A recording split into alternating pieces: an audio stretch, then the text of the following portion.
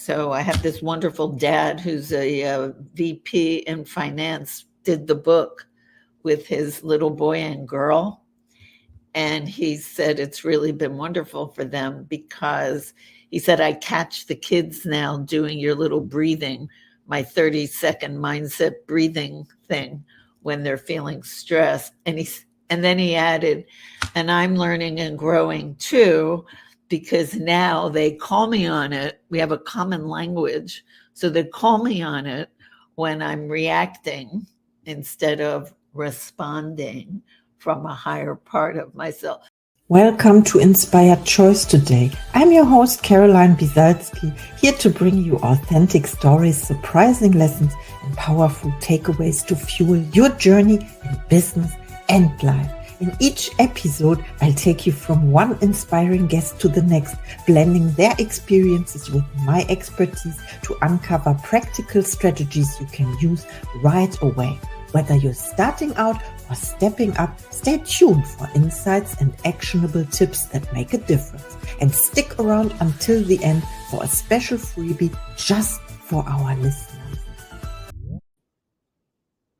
Hello and welcome, Inspired Podcast community. This is your new episode. My name is Caroline and my today's guest is Madelaine Claire Weiss. And I'm so happy that you are here today. How are you doing? I'm doing wonderful, and thank you for having me. I'm excited to be here with you. Thank you so much. I would love to introduce you to the audience, of course.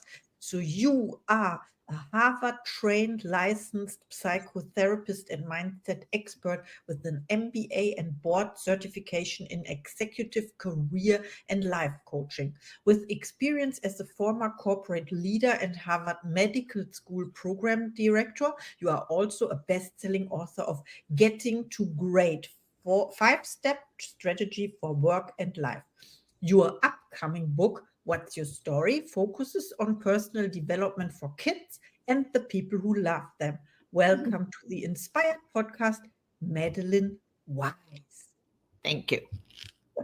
My first question to you is, how does your 5-step great strategy help individuals improve both their work and personal lives?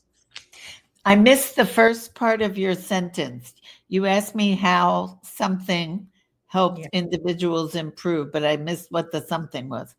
It says, how does your 5-step great strategy? Oh, yes. Okay. Yes. Okay. So what happened was I noticed that my clients were doing very well. And I was thinking that my background is so varied, and they were also different from one another, that I thought, okay, something's working and I don't know what it is. So I brought out all my cases in their folders and I laid them out all over the floor. And I was looking at them and I thought, what do they all have in common? And I came up with these 5 steps that they all went through to get from where they were when I met them to a great life. And so I can tell you what the so it's an acronym, GREAT. And if you want me to, I could go through the first sentence of the book really says it all. And it is, a great life depends on a great fit between who we are and the environments in which we live. Now, Darwin said that, Darwin and Wallace said that many, many, many years ago. But it's as true today as it was then. What's different now is that we have a much more highly developed frontal cortex. So we can choose those environments. You can choose to live here and not there. You can choose to work here and not there. We also have the ability now to modify our environments. And when I say environments, I want to make sure you know that I don't mean just the external environment.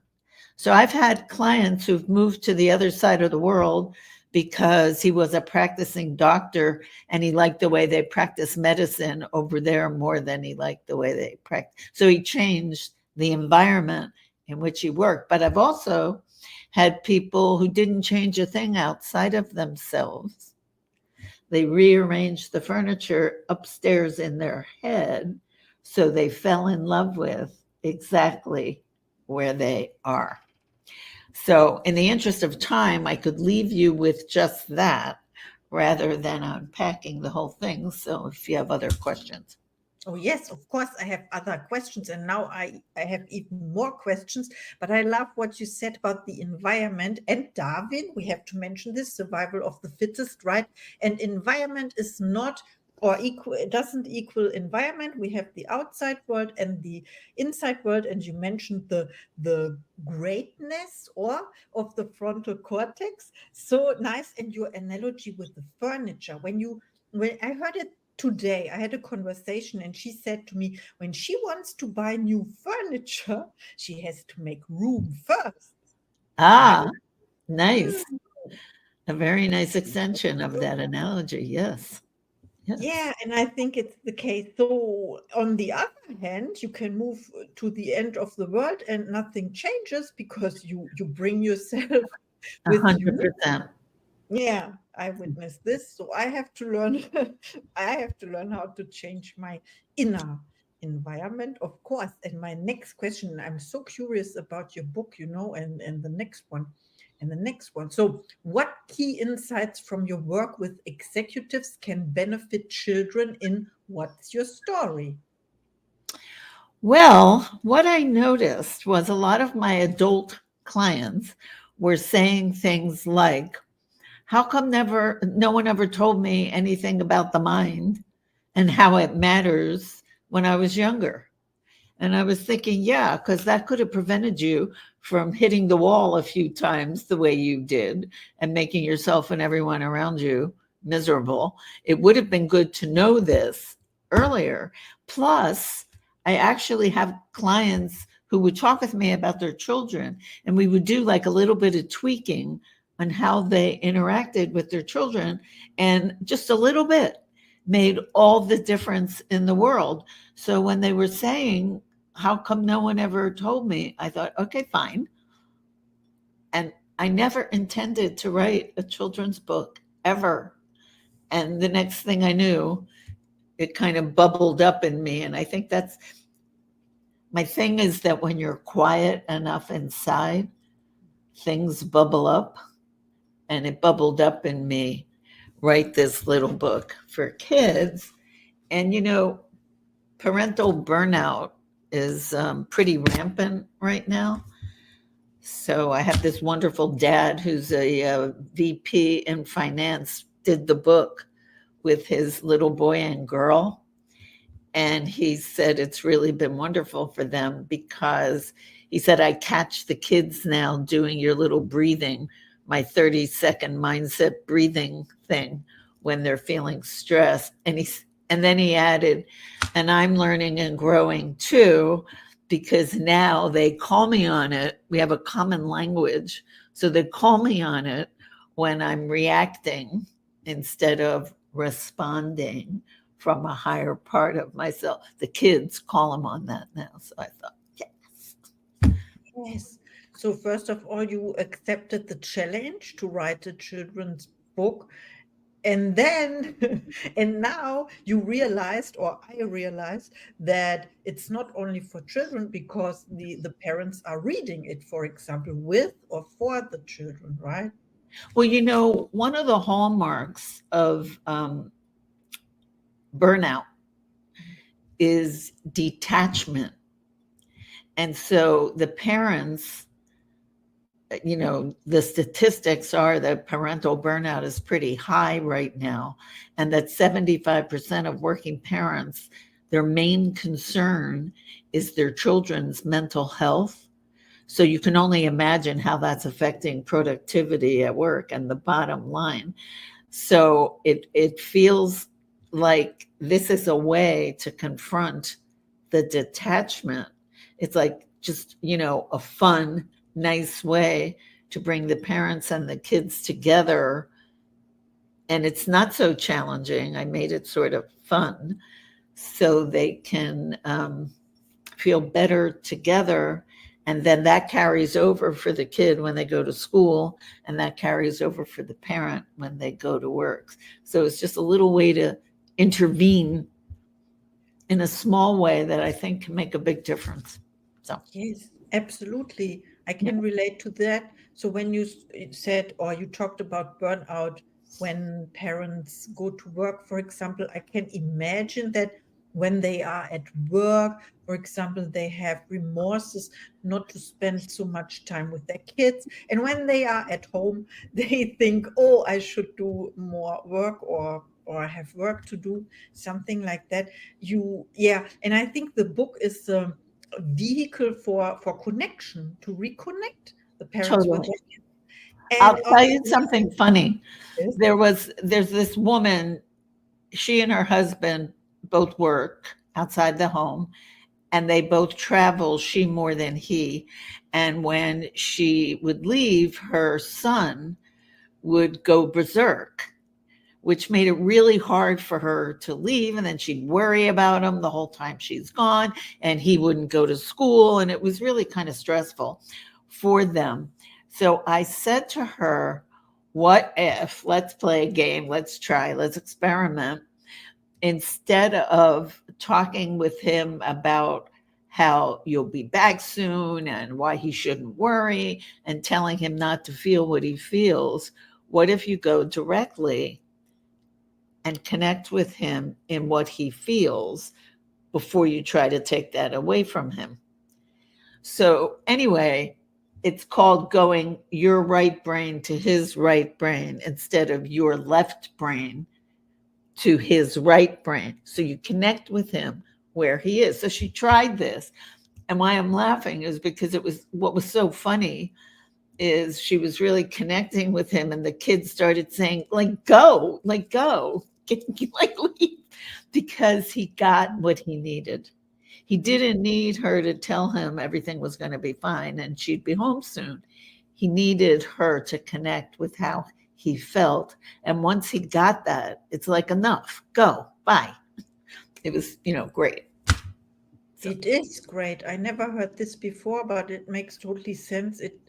I can connect the dots now, and this has also the word connection in it. I want to ask you, or I can repeat this, okay? Instead of your left brain talks to his left brain, and this creates understanding for the other person, instead of removing or wanting to remove the so to say bad feeling the child has, right? Because we were educated, or I was raised that way. When I had a bad feeling, then go away or isolate yourself, Oh, no. when you feel better or something, or when you behave, something It like has that. to be acknowledged first. Otherwise, it gets bigger. It doesn't make it go away. It makes the upset, the big feelings get bigger when they're not acknowledged. Like, what we resist persists. It gets bigger, not littler. So when we do, as the adult, let's say, left brain logical, trying to talk sense, the kid can't even hear you because he's just not there, So you have to go where the kid is and connect in the feeling. And in fact, I have an instruction in the book on how children can do that for themselves, to also not tell yourself you shouldn't feel what you feel, to acknowledge it first. And then there's this little breathing exercise that puts the higher brain, the more logical brain, the lefter brain, in charge once you've connected with the feeling. So, yeah, so to say, at the end, you connect both sides of the brain with each other, and then it is like a restorage. No, not restorage. I don't know the word. restore. Restore, yes. Yeah. I have to Yeah, learn. well, there's something called the hand model of the brain. So this is the emotional part of the brain. And when this gets hysterical, like freaking out, it throws the higher brain offline. And so you're not really thinking straight. And if somebody tries to talk to your higher brain, like your mother's trying to tell you everything's going to be fine and you have nothing to worry about, it's absent. It's not collecting the information because it's offline. So when you do this little breathing thing, it puts it all. So to use your word, it restores the integration and the functioning of the brain. It restores it. So when it's crazy, it restores it. So and it calms it down, right? So there is it calms it and it clears it so that you can think well. You can't think well when this thing is berserk. And you don't have to blame the outside world for what's happening. No. And this applies to kids and adults. And again, I think the adults, once they learn it, are thinking, geez, why didn't I know this before? So the exercise, do we find it in the great book and or in the children's book? Both. Okay. So the great book has, I think, like 10 chapters or something, and there's an exercise pertaining to the chapter at the end of every chapter. And this one is full of all kinds of exercises, but I can show you this page. Well, no, I can't because I can't find it right now. But in any case, the instructions are in here. There it is. Yes, it is in the book. I'm calling it the ATM way to happiness. And then I make a joke. It's not the ATM machine where the money comes out. This has nothing to do with money, but it's acknowledging the emotions, A, then teaming up with your brain, your higher brain, through the breathing exercise, and then M, make a plan of action once you have your brain restored. So, yeah. Back. Yes, I wanted to ask about, because you used the word connection, but also detachment. You talked about detachment, and I know this from there's attachment, or you are attached to your parents in several ways, right? Is it the attachment you were talking about, or what did you mean by detachment? So when people are feeling overwhelmed or there's too much emotion, they can frequently sort of like crawl into themselves, take themselves out of connection with other people. So if a child is upset, their upset can be disturbing enough to the adult that the adult wants to get away from it. And the more they try to get, so that's why I use the word detach. The more they go out of connection or detach from it, it doesn't make the child better. It agitates the child more. And then the child might learn how to detach also, but that's not really solving anything. It's getting away from it, but it makes it worse, not better, because it's not really solving anything. It's like denying. Yes, it is. Exactly. Something like that, denying the like not, you said not recognizing it. So it wants to be felt and appreciated or welcomed as well, and then it will pass, right? Yes. Yeah. Otherwise, and this is the attachment, then you are attached to this emotion, it doesn't go away. And then you talked about the recognition part, and then the children say or they are ready to let their parents go for a work travel or something. Yes. This kid was more than ready. It was like, go, get out of here. Yeah, I wanted to find a nice way to, not a like exaggerated way to. It was great. It was just what his mom needed, so that she could feel free to leave and to concentrate on her work, knowing that her kid was fine.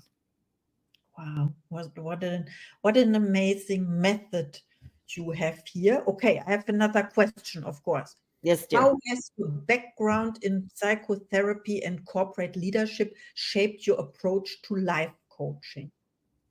Well, what happened was I am a classically trained psychotherapist through the Harvard system. So it was what they used to call, I don't know if they still do, insight oriented. So there was a lot of work on the early history and maybe the grievances about that. And the idea was that if people got to vent enough, they would begin to heal. But it didn't always work that way, because what neurologists have learned now is that the more you vent about the trauma, the more it strengthens the neural connections related to the trauma. So it can make it, unfortunately, the trauma stronger instead of weaker.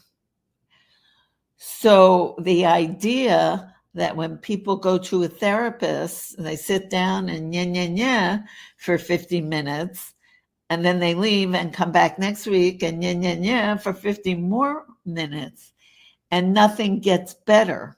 So I read this book along the way. It was called How People Change. It was by a psychoanalyst. And his basic premise was how people change is they just do. They do something different out of the comfort zone, out of the that they've been doing and doing and doing, and things unfreeze and begin to change. So it became a pet peeve of mine that in the therapy world, a lot of it was just going over and over and over, and nothing was changing.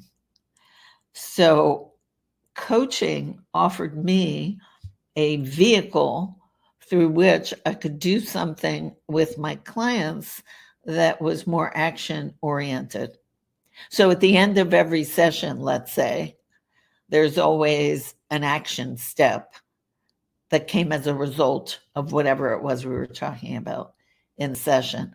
And there's something called the Goldilocks principle. So it's the step would be not so big that they're going, I'm never doing that. And then they do nothing, but not so little that the brain didn't experience the excitement of the novelty of doing something new. So not too big, not too little, but just right, something along the growth path, rather than just sitting there complaining and blaming and suffering and not changing anything. Oh, I love that what you said. This is exactly my approach and what I love, and the reason why I did not become a psychotherapist yet, because I studied psychology, by the way. But Okay. yeah, after doing economics for many, many years, and my dream was always that. And then I found coaching as well, and I said I don't want to dive into the trauma. I want to work with prevention to prevent that something happens like that. And what you said is so important, that the more you repeat your old story, the more it is reinforced. So to say, you relive this again and again, and it cannot heal, right? You know, I always say to my clients this: only as much as is necessary to get the job done. So we do go back there, but only as much as is necessary to get the job done. And the job is not your past. The job is your present and in future. So whatever we can learn from what happened and take that learning and apply it to now and the future, great, but not to get stuck there. And some people really think they're getting what they need when someone plays Ain't It Awful with them. Like sits there and acknowledges how awful it was. But beyond a certain point, it's not helpful. It's helpful to a point because it reinforces the connection between the helping person and the client to be understood and respected and appreciated. But beyond a certain point, it's counterproductive, I would Yes, say. it's the opposite.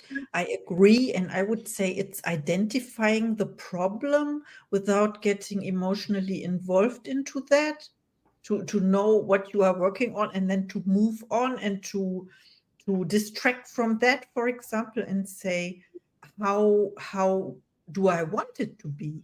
And then Yes, to work on that vision, yes, Yes. yes, So yes, this is great. I have one last question for yes, you. yes. You already talked about your new book that's coming out. Do you set goals for yourself or intentions? And what is one of your next projects? Well, actually, this book is the first in a 4-part series. So in this book, I have a chapter on money and a chapter on time, and I have one called Mastering Your Mouth, and it's not about food, it's about like when to speak, when not to speak, how to speak, all that kind of stuff. So I decided that I wanted to also convert that into something that was child friendly. So the next book is What About Money for Kids? And the one after that is What About Time for Kids? And the other one is What About People? Like how to do other people in your life for kids. So that's what's coming next. This one is published November 19th. So it'll, I think, already be out by the time this is aired. And then the other ones I'm going to publish as a set after I do all 3 of them. So, Wow, I love that. Thank you so much for sharing. I'll take a look. Please reach out to Madelaine. She's amazing. She shares her knowledge and wisdom to us with our audience. And this was our interview. Thank you. thank you. That And was fun. see you Thank you. in the next episode. Thank you for listening to Inspired Choice today. I'm thrilled to have you on this journey of growth and transformation. Don't forget to hit follow or subscribe to stay connected and never miss an episode. And here's something special. Grab your free 20-minute breakthrough session with me. It's designed to help you kickstart or level up your business. Just check out the show notes for more. Until next time, keep making those inspired choices and see you in the next episode.